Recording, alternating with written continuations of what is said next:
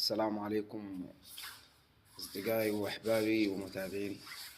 أنا الليلة حابب أشكر شخصين، يعني ما شاء الله أكتر ناس فعالين في عمل الخير، اللي هو عبد الرحيم عجبنا صاحب الابتسامة. يا أخي الناس دي ما شاء الله أقسم بالله العمل ده حاجة كتيرة كتيرة شديد والله، خاصة مع أهلنا في معسكر العفاط في الدبة. الناس دي ما شاء الله والله يعني، ومن غير المعسكر يعني ما شاء الله عندهم أعمال خير كتير عملوها في الحملة نظافة مبدة والتكايا والحاجات دي ما شاء الله. أقسم بالله دي الناس يعني بيقولوا يرفعوا الراس. عبد الرحيم عجبنا وصاحب الابتسامة، يعني أي زول ما عامل لهم متابعة شنو يمشي يعمل لهم متابعة ويعمل يعمل تعليق، عشان الناس دي ذاتهم يصلوا لأي سوداني في العالم. أي سوداني وأي شنو فاعل خير.